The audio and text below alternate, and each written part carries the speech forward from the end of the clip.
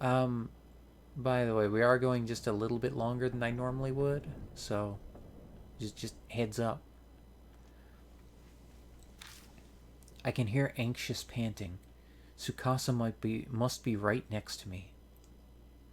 They're shaking so hard I can see it from the corner of my eye.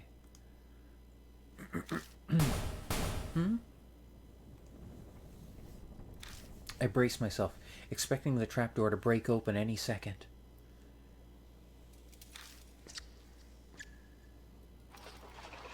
But the shuffling noise finally grows distant.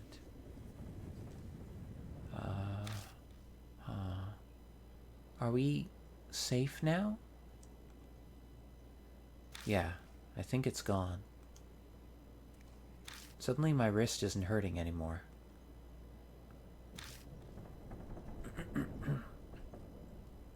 I see. That's good. We're saved. I'd like to apologize. I panicked. Don't worry about it.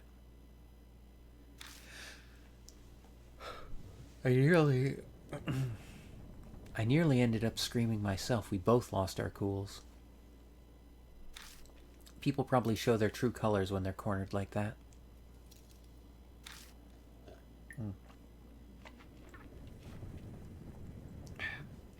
Anyway, where are we? What in the world is this room? I'm surprised this place exists beneath the school. Does the flashlight work? Yeah. I cautiously press the switch, being careful not to make any noise. Oh, ha ha ha ha ha ha ha ha ha ha ha. Okay. Um. Ha ha ha ha.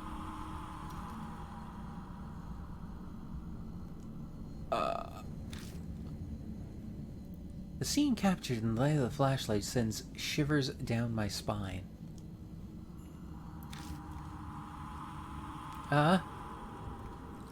Tsukasa slaps a hand over their mouth. For a few moments, all we can do is stare in silence. A disturbing scene, more horrible than anything I've seen before, spreads out before us. Anyone would be shocked by it, especially a kid. I take a deep breath and look closer. There's something twisting around the corpses. It looks like some kind of plant vine. That's not good. Yeah, no kidding, Selfie. Are those roses? Oh wait, this is the adult talking. The strangely sharp thorns and the thin red petals. There appears to be real, live roses covering the corpses and carpeting the floor.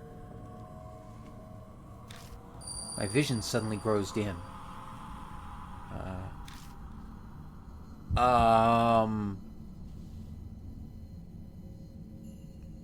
I see a woman's body trapped by roses.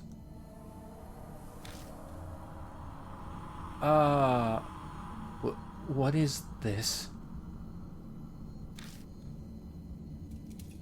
The tragedy that happened in this room. It's as if it's all playing out in my head. I can see it. What in the fuck? What the hell happened? Roses? Why would roses... Does that mean someone planted them?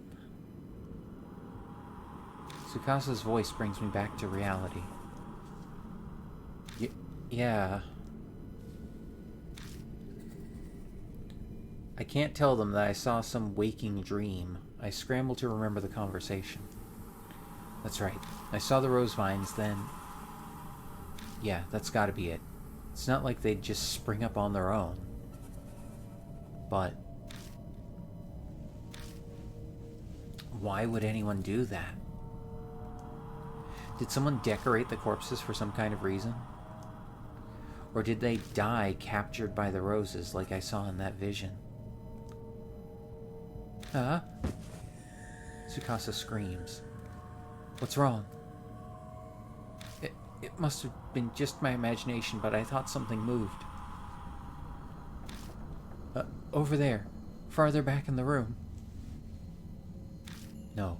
Is something hiding in here? Oh god. Oh god. Oh god. Okay. Hang on. We're gonna look at a few things. There's a dried up corpse. Look. The body is twisted in an odd position, as if it's still in pain even now. Feel. Hesitantly search the corpse. I don't find anything. Uh-huh.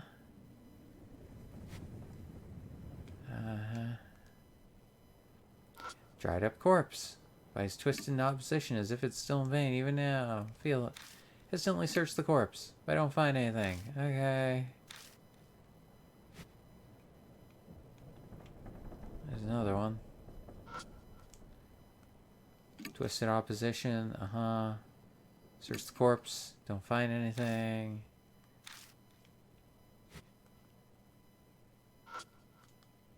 Search the corpse. Don't find anything. Okay. We'll check the bed last.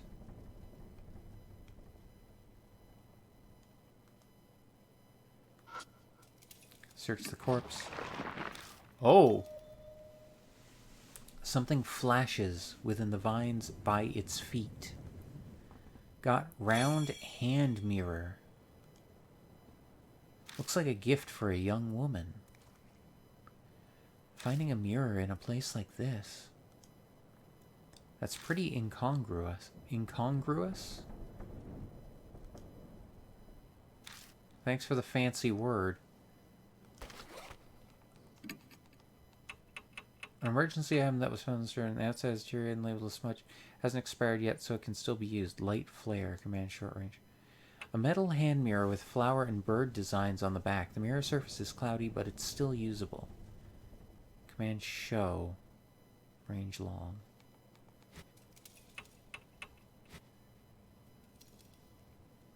Okay, hang on. I'm just gonna save again real quick. So we got a mirror. Okay. Only thing left is the bed now.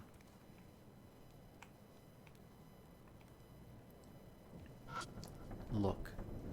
The mattress is completely discolored, stained with something that looks like sweat. Someone must have been living here, and for a long time, too. The mattress is oozing dark, dirty water. It smells like sewage. I slide the mattress over and find a plastic sheet underneath it.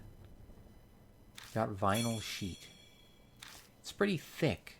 Was it put there to protect from water damage? The top of the sheet is pitch black. At first glance, it looks like it's covered in mold. But when I spread it open, it crunches as dark red flakes fall from it. This is blood.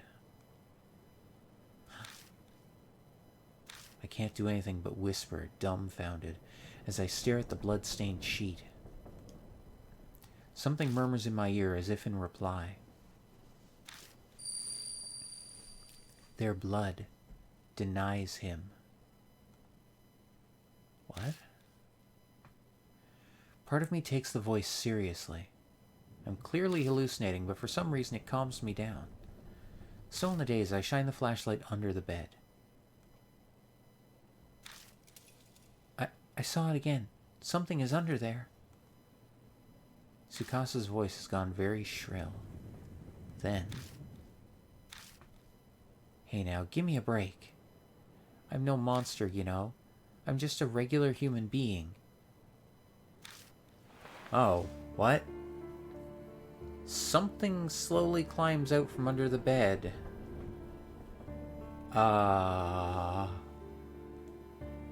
It's a man in a trench coat. What were you doing in a place like that? The man looks bored. He scoffs.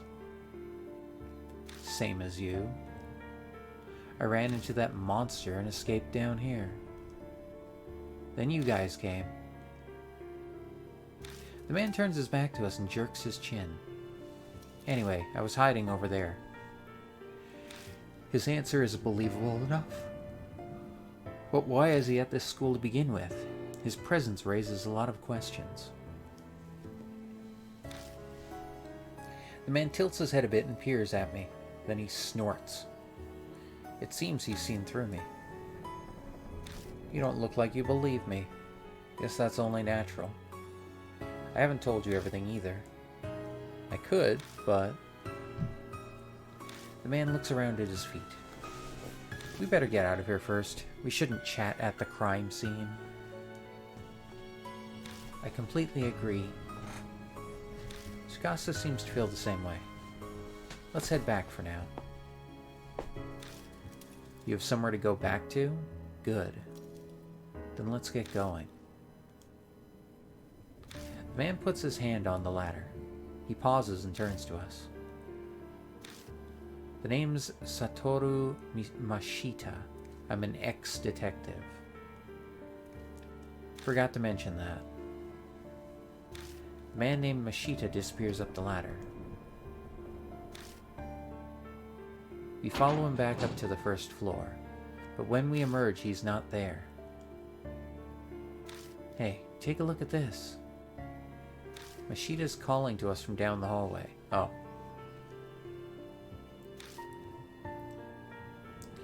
Was it like this when you guys came through? Tsukasa pipes up, voice slightly wobbly. No, not at all. It was dark, but we would have seen this.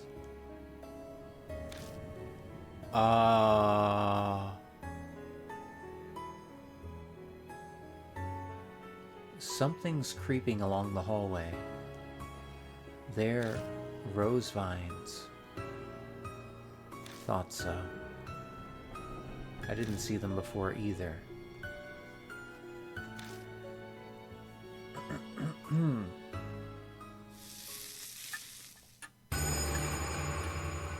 The mark's color grows more vivid. Early dawn. A few hours left until death closes in.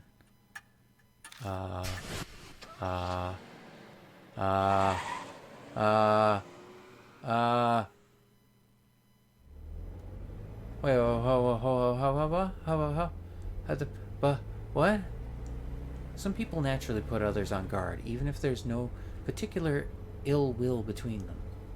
That's exactly the type of person Mashita is.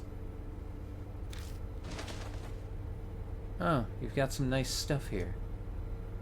The moment he climbs in the car, he makes a grab for my bag. Then he starts inspecting all of my stuff. I wasn't planning on keeping a constant eye on him, but he's making it very hard not to. You're an ex-detective, aren't you? So you're just like us, then. Tsukasa interjects coldly from the back seat. I think I detect a bit of pep in his voice. He seems relieved we made it back safely. That's right. I was conducting a personal investigation just like you lot. Something I wanted to check. I don't doubt what he says, but that would mean he entered the school illegally. What were you... Let me ask one thing first. Mashita interrupts my question and points to my arm. Does that hurt? It didn't take him long to spot the mark on my wrist. Sometimes it hurts the most whenever I'm in danger. Huh, is that so? Mashita leans back in his seat, satisfied. I was investigating some missing people. Guess he's responding to my question now. That school came up in a number of missing persons cases. Each one had some affiliation with H Elementary before they disappeared. Teachers, workers, people in the PTA, students and their family members. I was looking for them. Huh? So that means... Oh, sorry. Tsukasa leans forward from the back seat. The corpses we saw in that room couldn't have been those people. Could they? Mashita doesn't reply. Maybe he thinks the answer's obvious, or maybe replying to a kid isn't worth his time. But something bugs me about what he just said. If the school was clearly suspicious, then... Of course, I brought it up to my superiors. All I got for it was... He continues before I can ask, making a slashing motion across his neck. You got fired, huh? Disciplinary discharge. Something about sexually harassing a subordinate.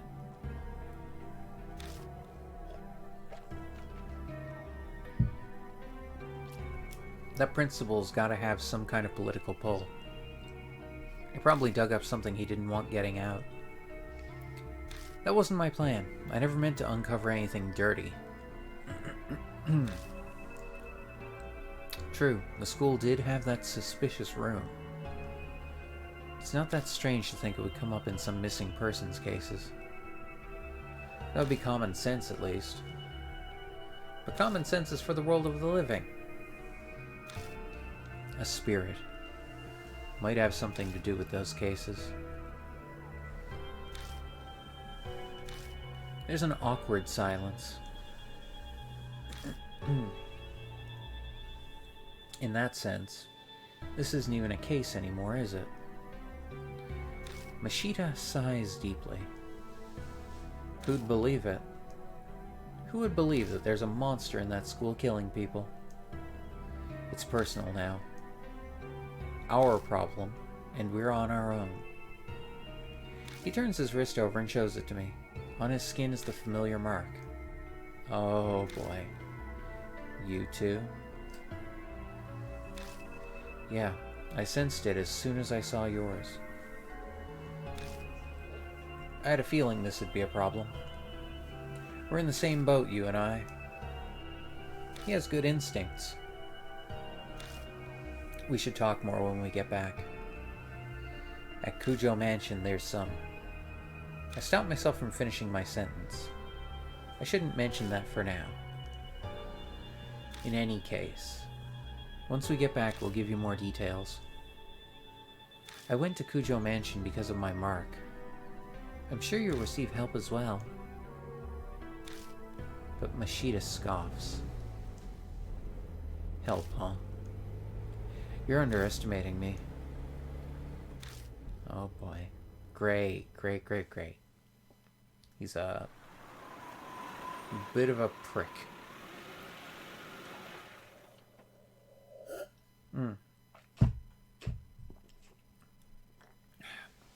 When I get out of the car, someone's there to greet me.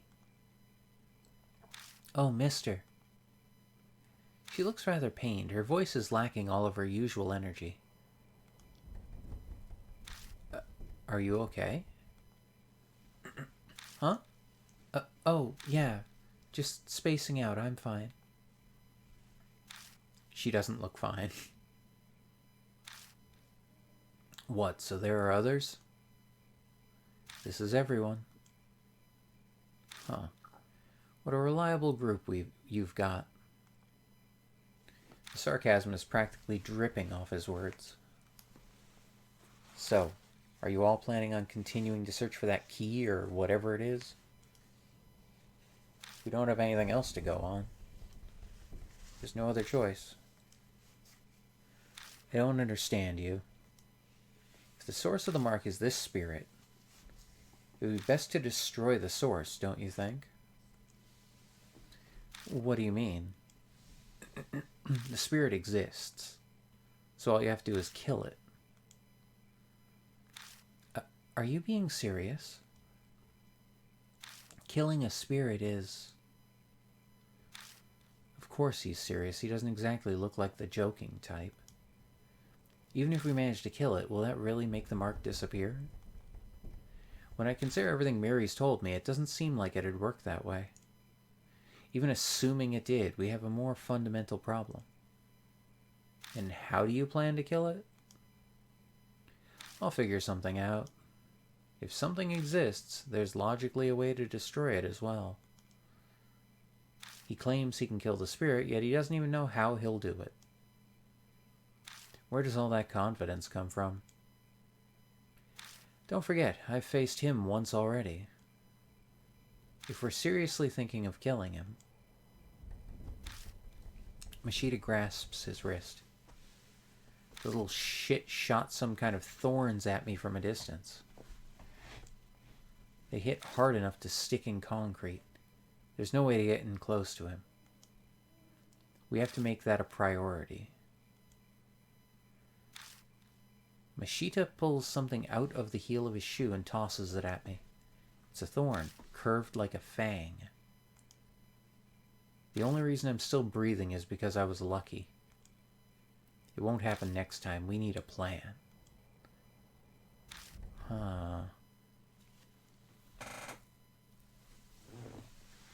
As we head to the entrance, I tell Mashita about Kujo Mansion. He takes it all in silently. Even bringing up the talking doll or Saya Kujo's death doesn't trigger a reaction. Is he so unnervingly calm because he's already dealt with the supernatural?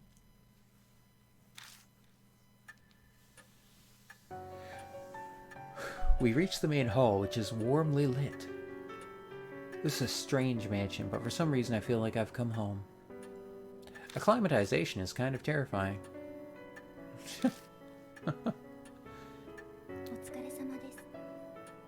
Welcome back, Lord Yashiki. That man is a mark bearer too, I see. Would you make the introductions? I update Mary on her investigation in the strange way we met Mashita. The mirror, the underground room full of corpses, the sudden appearance of roses. I really hate to admit it, but it's clear something supernatural is at work here. And the spirit that caused all of it, Hanahiko. There's no doubt that Hanahiko is the one who put the mark on Mashita's arm too. But...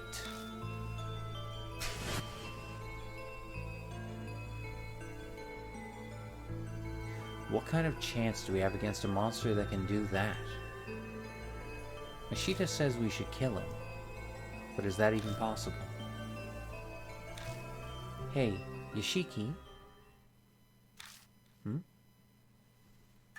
My train of thought is interrupted.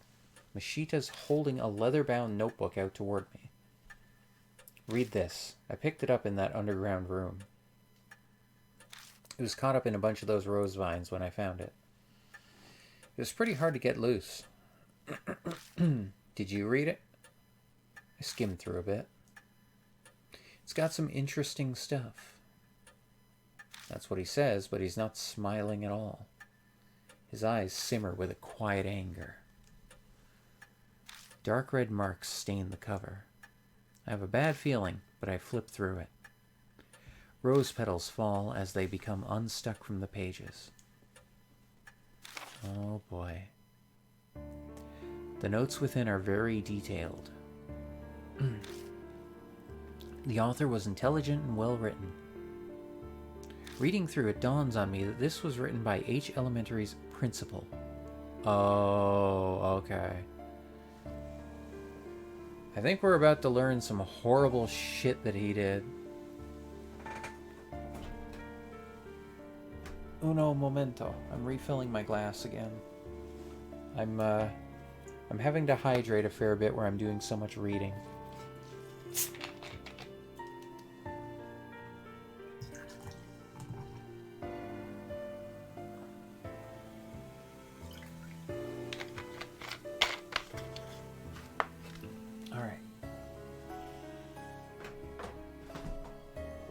Okay. Alright. Whew. Let me just take a drink.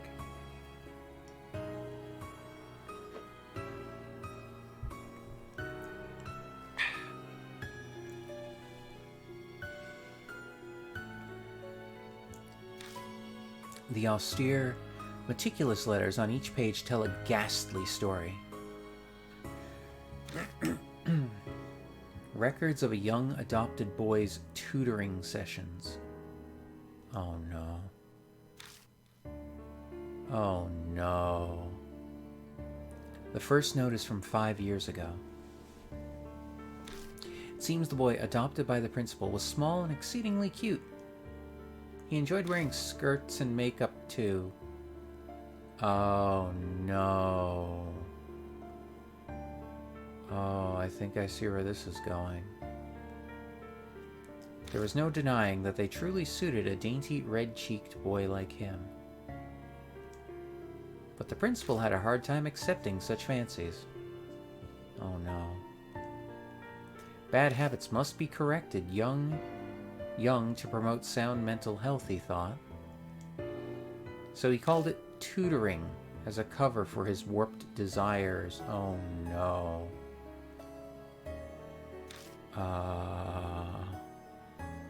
They took place in the underground room. Too many prying eyes anywhere else. There was no safer place than the school at night once all the teachers had left.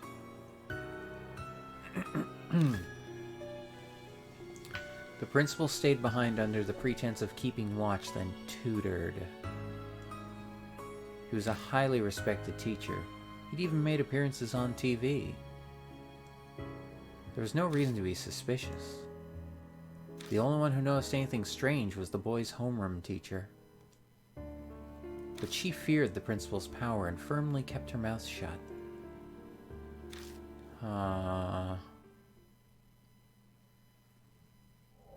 As the notes continue, they are more and more deranged. They paint a horrible picture. It is of a totally distorted parent and child. My child gets weaker after every session.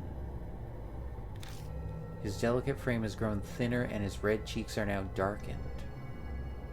What? His appearance is described in detail, but there is no malice or hatred. There's just fanatical sincerity, his pride as an educator. What the fuck? What?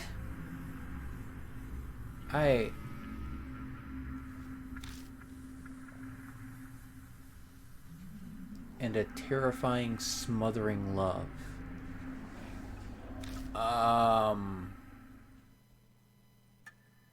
What the fuck? It continues like that to the very last page. There's no mention of what became of the principal and the boy. But going by the current state of H Elementary, I can hazard a guess. You don't look so well, mister. What was in that notebook? Tsukasa peers up at me. He and the boy in the notebook are about the same age. This isn't stuff you share with a kid. I better just sum up the main points for him. That's terrible. We children are always the victims of the ego of adults. Stupid grown-ups are irredeemable. Why he'd say that makes sense. The revolting evil of the adults and the poor boy who became a victim.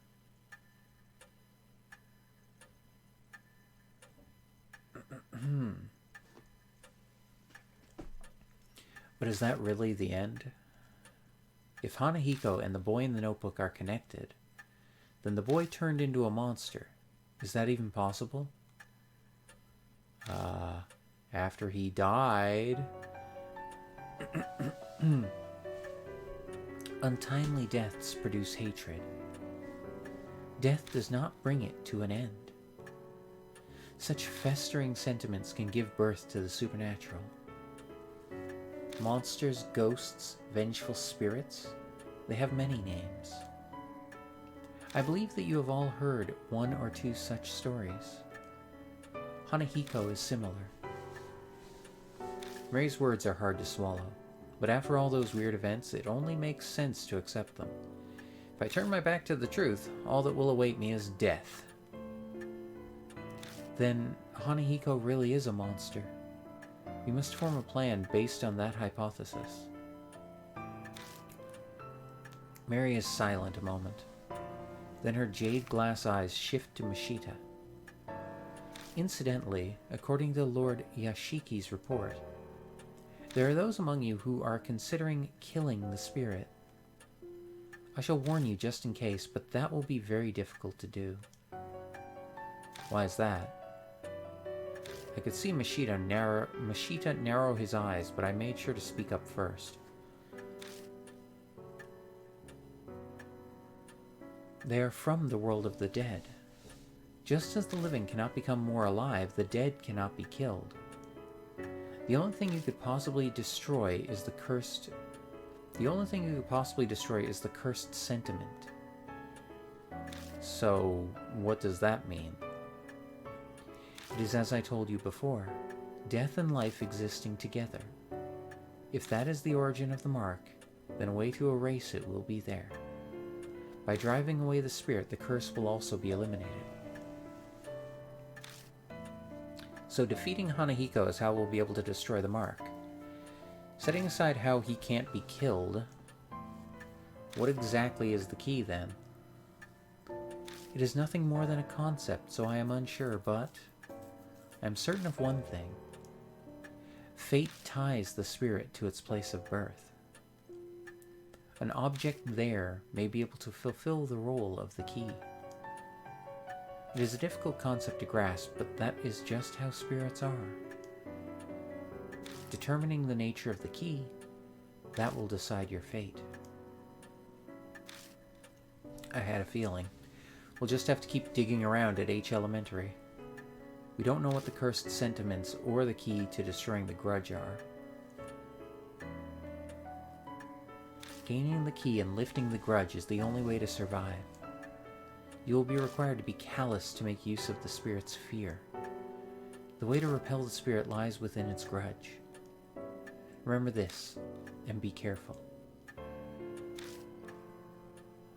New info is added to Spirit File, Secret of the Underground Room. Okay. Oh, okay, I can only pick one of them. Bag. Okay, so we got that. Round hand mirror. Plastic sheet. A thick plastic sheet found in H Elementary's underground room. It's so stained with dried blood that it's impossible to tell what its original color was. Command spreadsheet. Huh.